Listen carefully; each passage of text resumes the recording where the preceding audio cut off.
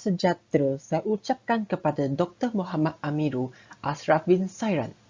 Nama saya Tan Yong Xiang dengan nombor matrik 27758. Hari ini saya akan membentangkan video tutorial bawah subjek SADN 1033 Kenegaraan Malaysia, iaitu bab 4 yang bertajuk Nasionalisme. Definisi nasionalisme merupakan semangat kebangsaan atau perasaan cinta akan bangsa dan negara sendiri secara mendalami. Ia juga boleh difahami sebagai perasaan cinta pada tanah air, bangsa atau sejarah budaya dengan bersama. Selain itu, ia juga merupakan suatu keinginan kemerdekaan politik, keselamatan dan martabat bangsa serta doktrin yang menyatakan bahawa bangsanya sendiri harus dominan atau tertinggi di antara bangsa-bangsa lain dan harus bertindak secara agresif. Seterusnya adalah definisi patriotisme. Patriotisme bermaksud rasa cinta dan sayang kepada negara yang wujud dalam dirinya setiap anak watan dan ia berbentuk secara psikologi. Ia juga boleh difahami sebagai kecintaan yang mendalami dalam jiwa dan raga setiap warga negara sehingga sanggup mengorbankan nyawa dirinya untuk tanah air yang tercinta. Seterusnya, saya akan menceritakan perbezaan antara nasionalisme dan patriotisme. Nasionalisme boleh dikatakan wujud secara kolektif yang mendorong kepada pertubuhan kesatuan, parti-parti yang membentuk kebangsaan ataupun kesukuan. Manakala patriotisme merupakan elemen yang wujud dalam diri individunya ataupun perasaan yang lahir dari rasa cinta dan patriotik terhadap pemilikan dan kepunyaan dalam diri seorang itu. Perbezaan mereka boleh dikatakan nasionalisme biasanya merupakan semangat kecintaan yang terdiri daripada sebuah golongan atau kumpulan yang melebihi daripada seorang. Manakala patriotisme dia hanya melibatkan diri seorang itu sahaja. Kewujudan nasionalisme dan patriotisme termasuklah kebimbangan dan kesedaran tentang nasib bangsa dan negara. Kedua, pengetahuan tentang sejarah dan perkembangan terhadap pembinaan bangsa dan negara. Yang ketiga, keinginan untuk membartabarkan maruah dan prestij bangsa dan negara. Apakah faktor penyebab nasionalisme? Antaranya termasuklah penindasan dan penyelewengan penjajah. Yang kedua, dasar penjajah yang mengabaikan kepentingan rakyat. Yang ketiga, usaha rakyat untuk membentuk dan mengukuhkan negara sendiri. Apakah faktor-faktor kewujudan nasionalisme awal? Ia terdiri daripada tiga faktor yang utama, iaitu ekonomi, politik dan sosial. Bagi faktor ekonomi, kerajaan Inggeris telah mengambil alih tugas dengan memungut cukai terhadap rakyat dan memperkenalkan sistem cukai baru dan PAS pada masa itu. Pungutan cukai ini adalah untuk membayar gaji pengawal British, antaranya termasuklah residen dan penasihat. Pungutan cukai ini turut membebankan rakyat dan menyebabkan kebanyakan pembesar-pembesar kehilangan sumber pendapatan. Bagi faktor kedua, iaitu faktor politik ataupun pemberontakan pembesar. Kuasa-kuasa Sultan Melayu dan pembesar pada masa itu telah dikurangkan dalam hak-hak pentadbiran. Residen pada masa itu berfungsi sebagai penasihat kepada Sultan ataupun Raja dan mereka bertanggungjawab pula kepada Residen Jeneral. Residen akan menjalankan tugas yang diarahkan oleh kerajaan British, makanya bukan Sultan. Sultan pada masa itu hanya dipertanggungjawabkan dalam urusan agama dan adab istiadat sahaja. Seterusnya ialah faktor yang ketiga, iaitu faktor sosial. British telah membawa nilai-nilai yang baharu yang menyebabkan pertembungan budaya ataupun peradaban yang digelarkan sebagai Clash of Civilization. Perubahan sistem pendidikan dengan mewujudkan sekolah Inggeris dan penyebaran agama Kristian pada masyarakat masa itu telah dikatakan telah mencemarkan kemuliaan nilai-nilai tradisional Melayu.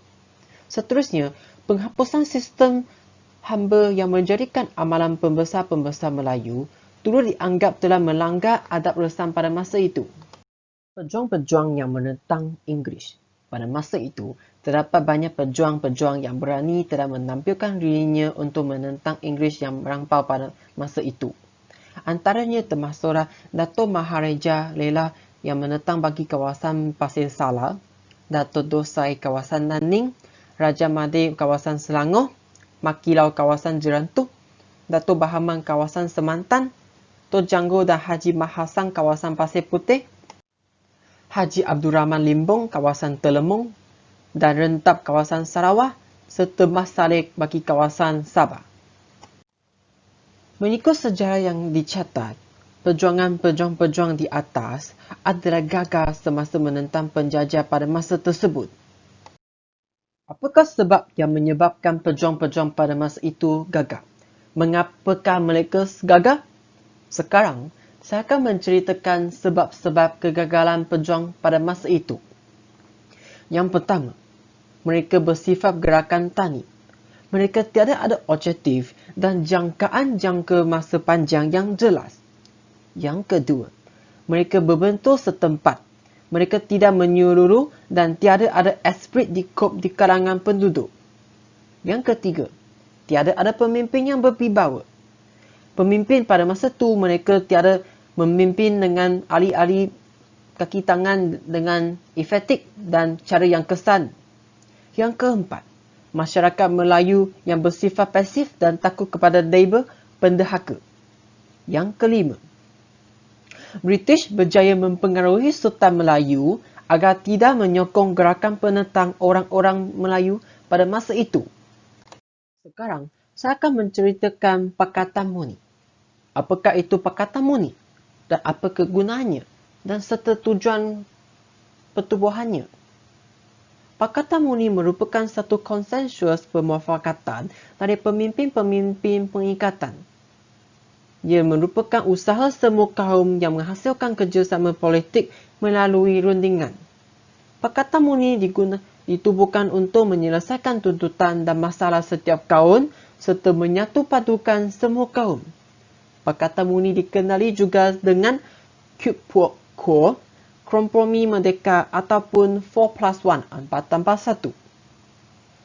Dengan itu, orang Melayu akan menerima semua rakyat imigran bukan Melayu melalui prinsip jus solid. Apakah itu 4+1? Bagi yang empat, termasuklah Raja-Raja Melayu sebagai pemerintah. Kedua, hak-hak istimewa orang-orang Melayu. Yang ketiga, bahasa Melayu sebagai bahasa kebangsaan negara Malaysia. Yang keempat, agama Islam sebagai agama rasmi bagi negara Malaysia juga. Bagi yang satu, semua masyarakat imigran diterima sebagai warga negara Malaysia berasaskan prinsip jus solid. Mengapakah semangat nasionalisme pada zaman kini adalah rendah berbanding dengan semangat nasionalisme pada zaman dahulu? Apakah sebab yang menyebabkannya? Sekarang, saya akan menceritakan beberapa sebab yang menyebabkan semangat nasionalisme pada zaman kini merosot. Antaranya, faktor yang pertama ialah asas pengetahuan terhadap ilmu sejarah, agama, bangsa dan negara adalah kurang dan rendah.